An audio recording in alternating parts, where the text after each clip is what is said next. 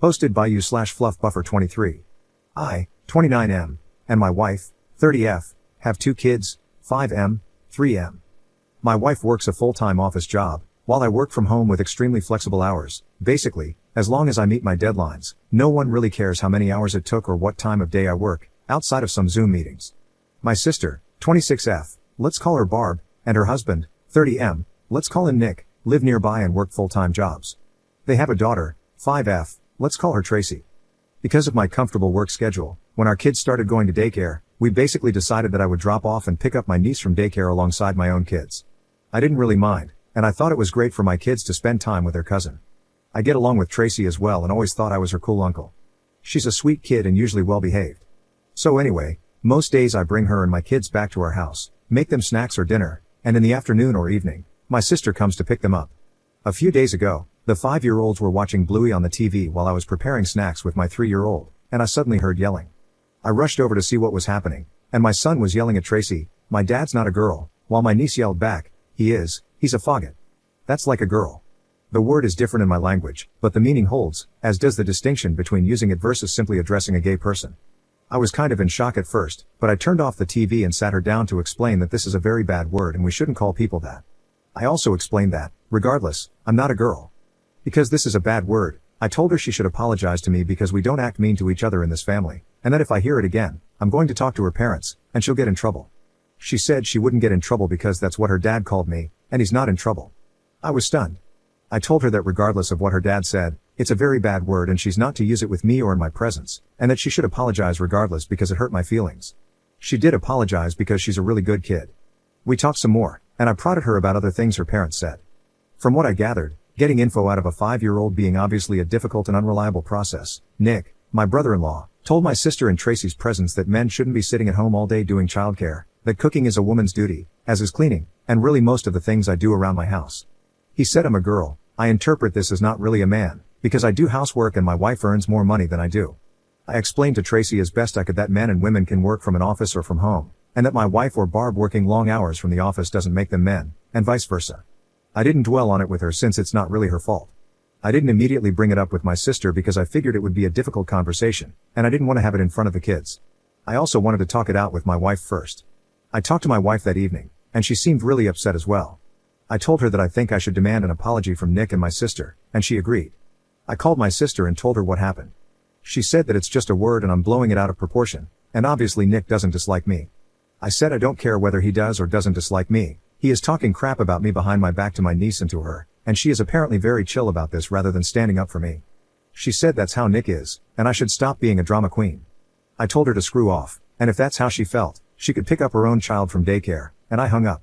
I know it was really short notice and rude, but I really felt like I was being disrespected by people I've done so much for over the years, and they are my family. My wife said she understood and that I shouldn't back down until I at least get a proper apology. The next 2 days were a weekend, and there was no daycare.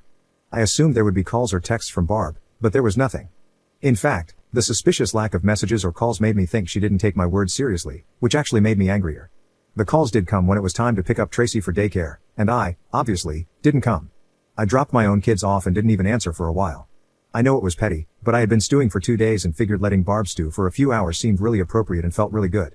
Around noon, when she called again, I did pick up. I was going to smugly tell her that I was ready for my apology and we could put it behind us, but I didn't get the chance. Instead, she went off on me about how I was irresponsible and flaked, and she was so late for work because of me. I told her, I told you I wasn't going to pick her up. You had 2 days to make arrangements.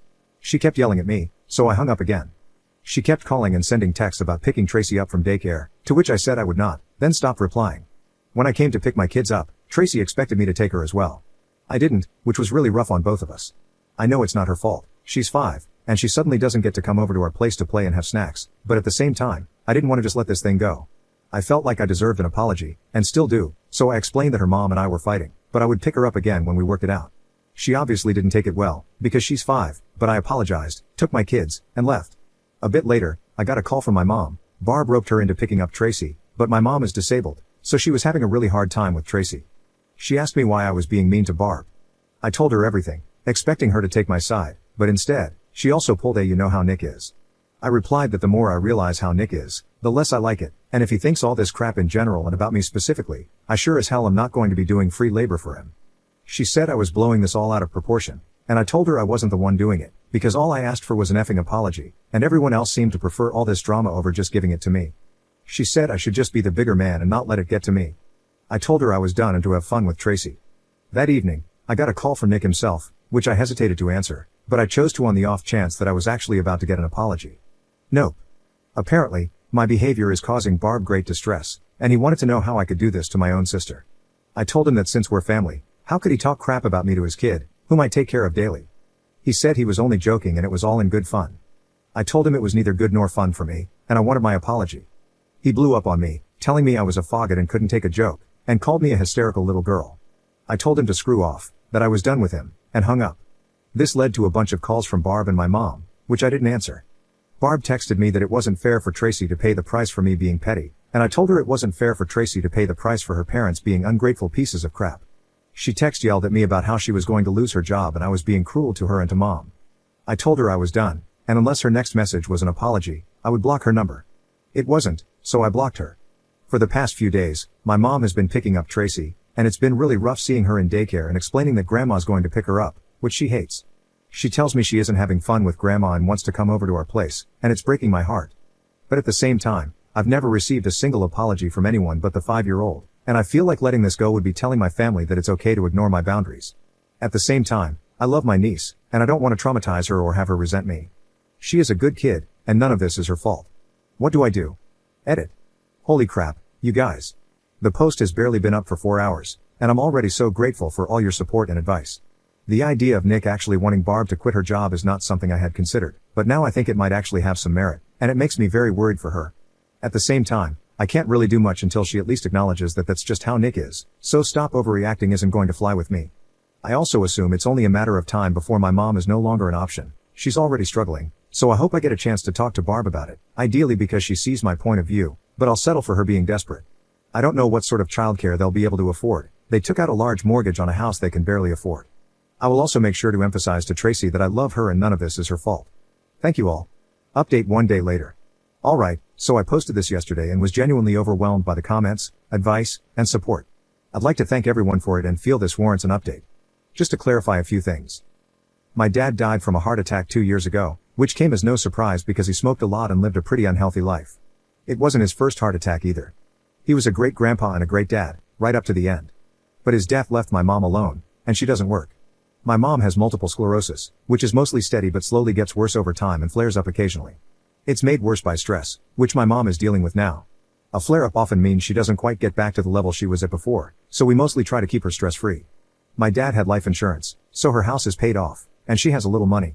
However, there's also a caretaker who comes over 3 times a week to clean, cook, shop, etc., which she can't afford, so my wife and I pay for it.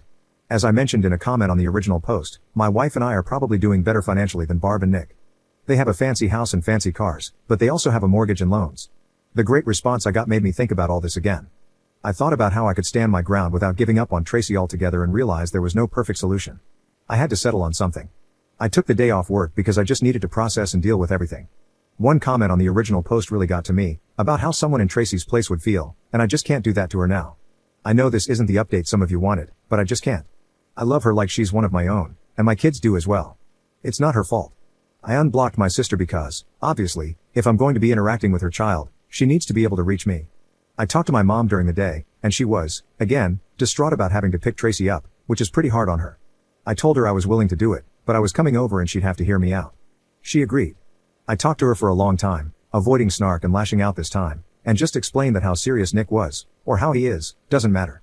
I used the rocking the boat analogy someone linked to in the comments and further stressed my point by saying that it shouldn't matter if I was justified or not in getting upset. I'm her child, and if something upset me, it at least warrants giving me the benefit of the doubt before siding against me. Eventually, it seemed to sink in. She apologized, and we hugged it out. I think she got it. She's not a very confrontational person and generally really tries to keep the peace, but this time she went about it the wrong way. I'm not saying I'm not mad, but she's my mom, and she apologized. I explained to her that she shouldn't be covering for me because that means I have no leg to stand on when confronting Nick and Barb. She was receptive to this. I texted my sister that we needed to talk, and I dropped Tracy off at their place tonight, to which I got a stoic thumbs up. I picked Tracy up from daycare today, and she was overjoyed. She was actually a little possessive of me, staying by my side all afternoon instead of running off to play. It was cute but also made me feel bad because that's the impact of me not picking her up. I explained to her as best I could that she's not in trouble. I'm not angry with her, but I am angry with her parents and we need to work that out.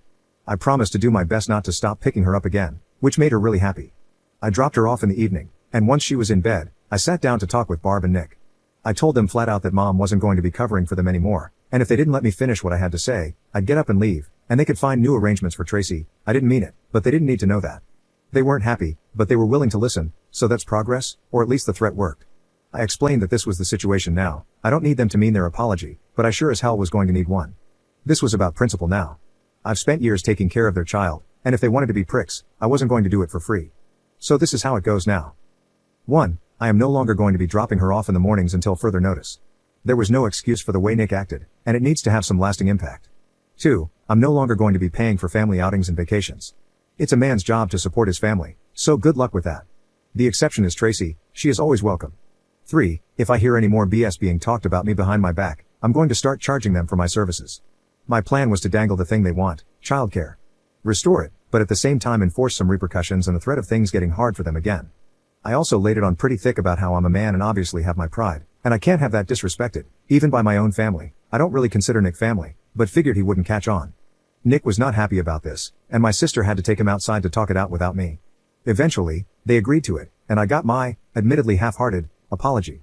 I could probably press it further, but I didn't want to risk having to either back down or hurt Tracy again, so I took it. There were no tears and no warm hugs, but I got to walk away with what I wanted, giving them some payback without giving up my time with Tracy. I still plan to talk to my sister alone about her relationship with Nick and how she sees me, but I figure I should let things calm down a bit before doing so. I know this isn't the resolution some, maybe most, of you wanted, but at the end of the day, I need to find a solution I can live with, and for me, this is it. I'll update if anything changes. Commenter. You were paying for their family vacations? Damn. Ops response. I thought I was paying for our family vacations, but honestly, since my wife makes more than me and is primarily in charge of our finances, she could be considered the one paying. Her income essentially keeps us housed and fed, while my salary serves as the fun fund. She was always very excited about this because she doesn't have much family remaining. Having Barb, Nick, and Tracy, along with her sisters, made her feel like she had a big family. She felt this justified the expense and made her genuinely happy. Obviously, she is now furious with them. I don't think either of us will feel comfortable paying for them again, and they probably can't afford to come along. I do hope we will still get to bring Tracy, at least.